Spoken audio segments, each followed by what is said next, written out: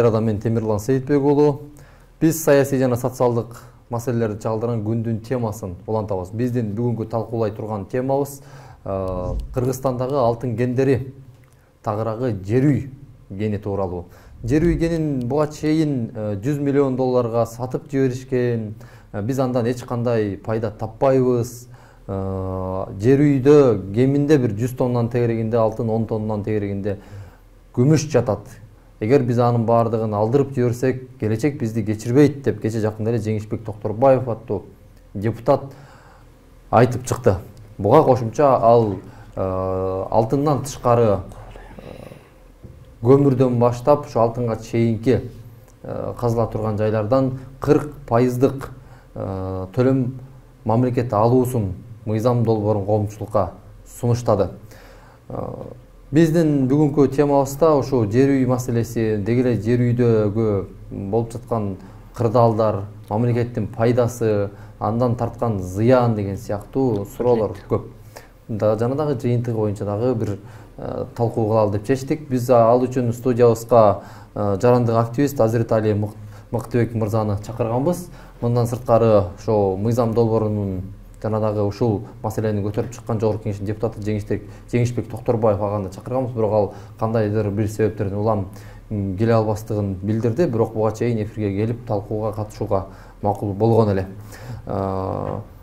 Азирет мырза, айтсаңыз, ушул жер үй боюнча жогорудагы депутаттын көтөрүп чыккан маселеси жүйөлүүбү? Саламатсызбы? Негизи жалпы жонунан жүйөлүү деп айтсак болот. Эми себеп дегенде бул эл өкүлү да. Эл өкүлү эми кайсы бир өзүнүн электоратынын кызыкчылыктарын коргоп барып, эми балким ал Оштон болобу, кайсы Кыргызстандын кайсы булуң бурчунан болбосун, эси маселе жалпы Кыргызстанга тиешелүү болсо, анда аны жогорку кеңештеги ар бир депутат көтөрүп чыкканы туура эле. Эгер ошого кайсы бир деңгээлде ревизиялык кайрадан карап чыгуу зарылчылыгы бар болсо. Негизи бул маселени өзөгүнөн баштай турган болсок, 2000-жылдары Союз убагынан бери эле изилденип келаткан кен экен. Жер үй алтын кени. Ал жерде бир эле алтын эмес, күмүштүн дагы сиз айткандай 10 тонна деп атасыз, бирок негизинен ал жерде эксперттердин баамында андан дагы көп күмүштүн дагы болушу ыктымал. Себеп деген ал жерде ал кен байлыктардын курамын мындай жеңил табылуучу, анан дагы оор табылуучу, андан дагы бар, андан касса чыга берет да. Бирок аларга ыңгайлуу, алардын кетирген каражаттарына рентабелдүү деп коет эмеспи? Ошондой кайсысын таап алат, өзүнүн мүмкүнчүлүктөрүнө жараша таап ала турганы балким 10 тонна болушу мүмкүн. Жалпы жонунан 30 тонна дагы күмүш болушу мүмкүн да ал жердечи. Балким андан да көп. Эми бул геологиялык разведкалардын, чалгындоолордун натыйжасынан келип чыккан болжомолдоолор да. Алтындын запасы боюнча ал жердеги эксперттер жалган айттырбайт болсо керек. Кай бирлери 80 дейт, кай бирлери 90 дейт айтор. Ошол кээ бирөө 105 деп жатат. Кээ бирлери 100гө чыгарат. Жалпы жонунан ошол 100 тонна алтын чыгат деген. Ал жерде дагы ошондой геологиялык чалгындоолордун жыйынтыгынын божомолу бар. Сөз башынан болсун, эми башынан болсун дегеним азыркы биздин президентибизге тиешелүү маселе.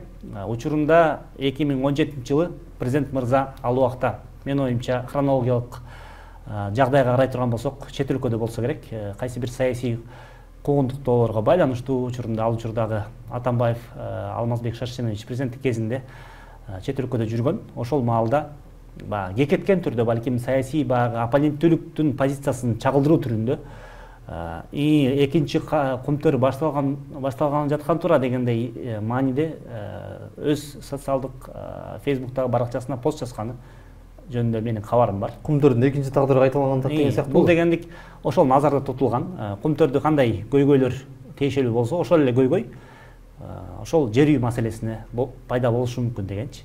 Менимче ал убактагы Садыр Жапаровдун азыркы президент мырзанын сөзү, ошол жердеги критикасы жүйөлүү эле болгон деп эсептейм да. Бирок азыркы учурда эмне үчүн аны дагы бул берүүнүн жүрүшүндө талкууларбыз. Эмне үчүн президент мырза өз позициясын саясий векторго байланыштуу өзгөрткөнгө дуушар болду же туура келди деп айтат. Ошо бүгүнкү күндө $100 миллион сатып алган Восток добыча компаниясы, ошо компаниясындагы алтын альянс иштеп атпайбы ал жактычы. Анан Кыргызстанга салык эле төлөгөнү болбосо башка пайда батасы жок делинет эмеспи? Анан эми мындай ооба миңдин тегерегиндеги жумушчу орундарды ушу жергиликтүүлөрдү камсыздап жаткандыгы чындык. Андан тышкары салык төлөп аткандыгы чындык. Эми салык төлөө сөзсүз түрдө ал болушу керек мыйзам ченемин. Бирок биздин жерде болгондон кийин, биздин ген болгондон кийин мындай айтканда баарын жөн эле чыгарып кетип атышпайбы? Буга мындай жалпак тил менен айткандачы. Сиздин сөзүңүздүн сурооңуздун төркүнүн түшүнүп турам. Себеп дегенде ошол эле жагдай биз Кумтөр учурунда азыр Кумтөр кени менен туш болуп атабыз. Себеп дегенде биз көпчүлүк биздин жерди касты, ошол эле Сары Жаз, Давыдов, Петров ошо мөңгүлөрү, Петров эми ал көлдүн үстүндө, ага чейин ал жака жеткен жокпуз. Бирок берки Давыдов менен Петров мөңгүлөрү жана Сары Жаз, Давыдов, Лысый деген жерлер, мөңгүлөр, алар азыр мындай антропогендик таасирден улам, ошол жерде иштетүүдөн улам, бир жерде казып, кертип, кайра бир жеке ташылгандан улам өзүнүн мөңгүлүк касиетин жөн физикалык курамынан мындай бузулду да. Айтор мөңгүнү талкалап салышты. Бул нерсе орусча айтканда стоила ли игра свеч дегендей, ошондо рискке баруунун өзү, коопсуздукка баруунун өзү туура эле акылга сыя турган маселеби же бул такыр туура эмеспи деген көп риторикалык суроолор калып калат да. Ошол жер үй боюнча деле көпчүлүк активисттер буга чейин чыгып жүрүшкөн, алардын арасында кийин Талас боюнча губернатор болгон, өкмөттүн Талас Дубаны боюнча губернатор болгон, өкүлү болгон Айбек мырза деген жигитти билебиз. Азыркы эле Садыр Жапаровду колдоп жүргөн Төрехан Жунусбеков жана башка активисттер жер үй маселеси боюнча Таласка чейин барып көтөрүп чыгышкан да. Ошо курултайдын алкагында дагы ал жерде Бекназаров да катышкан, андан кийинки учурда дагы комиссиялык курамда, активисттердин курамында бир канча ал жерге барып келүү, ошол жеринен жагдай менен жеринен таанышуу болгон. Иштер болгон. Анан активисттер көбүнесе ошол жерде экологиялык катаклизмалар боюнча Кумтөрдүн тарыхын кайталап калат деген маселелерди көтөрүшкөн. Ал жерде жанагы жергиликтүү калктын кызыкчылыктары соцпакеттер деп коет эмеспи? Канча ошол Бекмолдо деген айыл өкмөткө жакын экен, ошол Бекмолдо айыл өкмөтүнө тиешелүү. Бекмолдо айыл өкмөтүнө канча бөлүнөт, Талас районунда болгондуктан Талас районуна канча бөлүнөт, Талас Дубанына канча бөлүнөт, аны өкмөттөн алган ошол мамлекеттик соцфондко келип түшкөн, ар кайсы фондторуна келип түшкөн, айтор өкмөткө келип түшкөн баардык акчалардын курамын канчалык пайыздык өлчөмдө бөлүштүрөт. Ошону капчык баягы эле кишилердин чөнтөгүнө капчыкка түшүп кетпейби? Чындап эле ошол соцпакеттер муктаж элдерге ошол жердеги фондторго, ошол мисалы үчүн мен билгенден Бакубат Талас деген фонд бар, азыр Таластык, анын улакчылардын аты менен билебиз. Учурунда ошол Бакубат Таласка дагы ошол жер үйдөн акча бөлүнгөн деген маалыматтар дагы бар да. Эгер мен адашпасам, ушундай экспертизалык заключенияларды окугам. Жыйынтыктарды. Жанагы 100 миллион долларга сатып алынган лицензия боюнча кайтылып келсек, мисалы мынтип алар мындай түшүндүрүп атышпайбы? Ошо баш жетекчиси ушу BBC-ге берген интервьюсунда 100 миллион долларга ооба биз лицензияны сатып алдык, маселе жок депчи. Бирок ага чейинки Висар компаниясынын соттук териштирүүлөрүнө 580 миллион долларлык чыгымды биз жаап бердик депчи.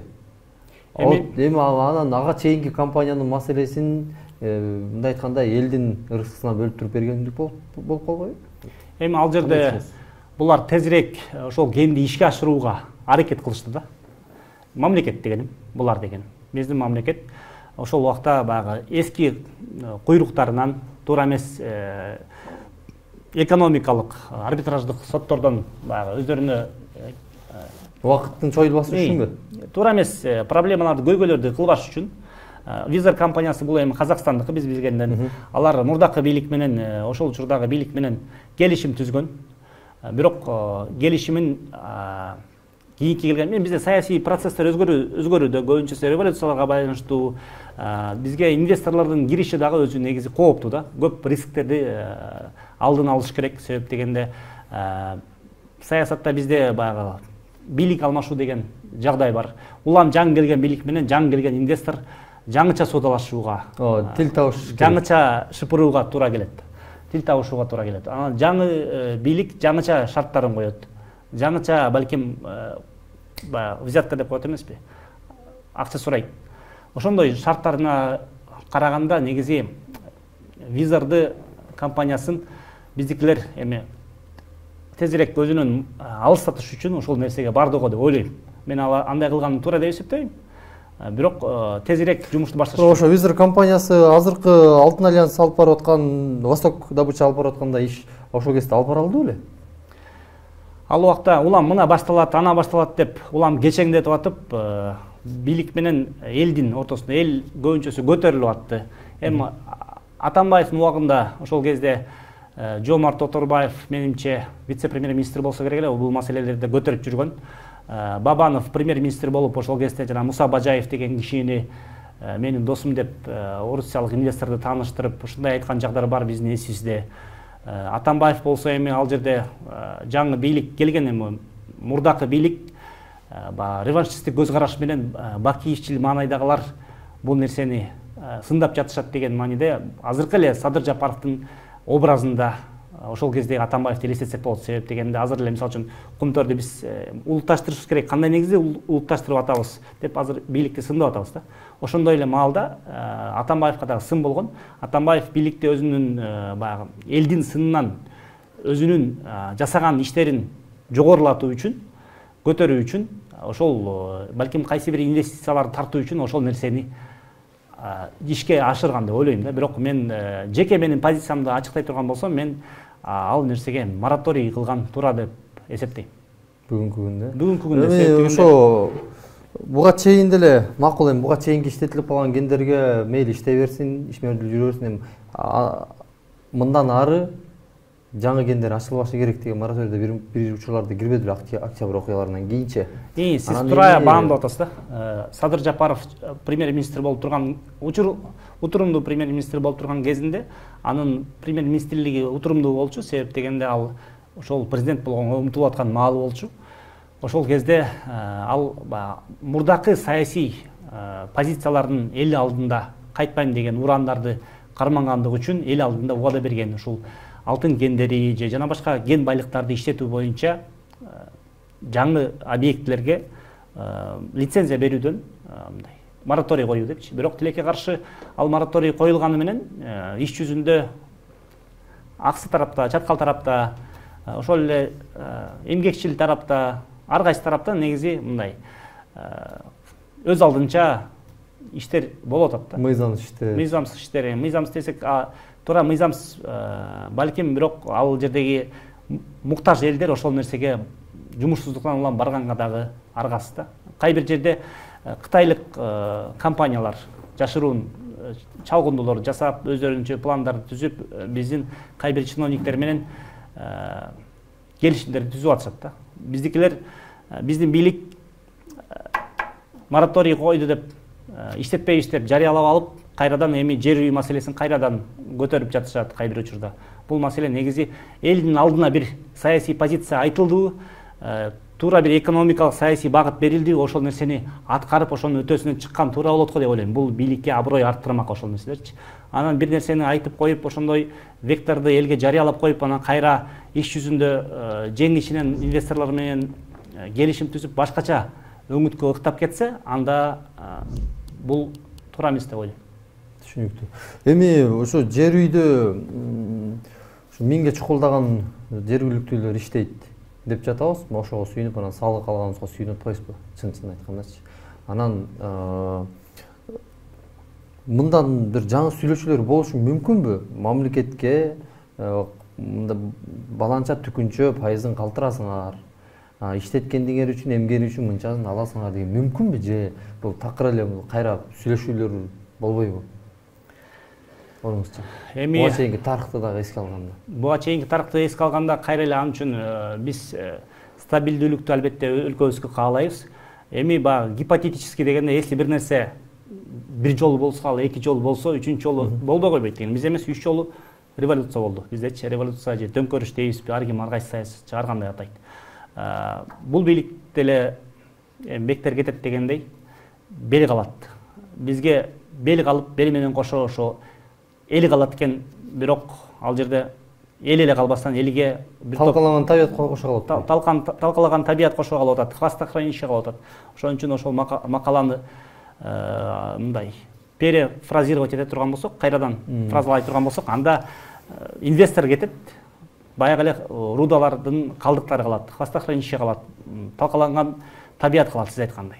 Бирок жаңыча келишим түзүш үчүн бизге кайра эле ошол бийлик жаңыланышы керек деп ойлойм да.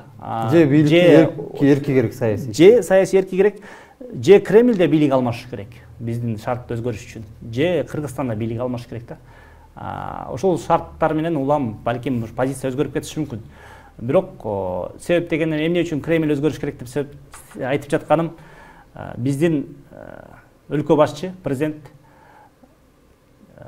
түз эфирде Орусиянын президенти менен чогуу ошол ачылышын жасап, сөз берип, чоң федерациянын субъекттин жетекчилигине мындай ынандырып, анан ишти баштап атат. Жер үйдү. Алтын альянстын иш алып барышына Путин менен Жапаровдун ортосундагы дистанциондук болсо дагы кол алышуу менен, макулдашуу менен бул иш алып барылып атат. Демек, акча каражаттын баары ошол Орусиянын инвестордун кызыкчылыгына көбүрөөк болот да. Бизде мамлекеттин, тилекке каршы сиз жана айтып кеткен сурооңузга жооп берип коеюн, мамлекеттин үлүшү жок экен ал жерде. Өзүнүн мамлекеттик үлүшү. Ошо Кумтөр мынча пайыз алды утурумда көп талаштар болбоду эле.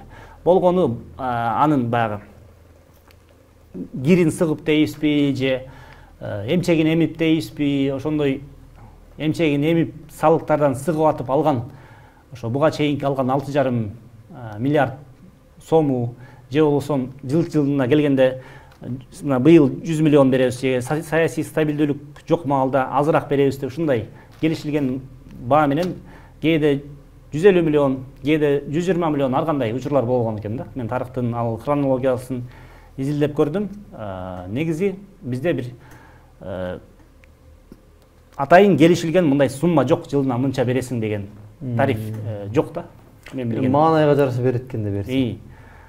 Кээ бир учурда буга чейинки эсептөөлөрдүн карасак, бир жылы мынча берилди, бир жылы анча берилди деген ушундай шайкеш келбеген статистикалар бар экен да. Адилет мырза, жок, эми бул баягы саясий эрк деп жатабыз, Кремльдин сөзсүз түрдө бул жака тиешеси бар деп жатабыз. Анан Кремльде болуп жаткан окуялар Россияга дүйнөнүн бир топ мамлекеттери санкция киргизгенди боюнча дагы маселелер бар эмеспи? Анан алтынды сыртка алып чыгып кетүү боюнча аларда маселе болуп жаткан жокпу оюңузча? Эми мен сиздин сурооңузга утурлай бир теманы козгогум келет.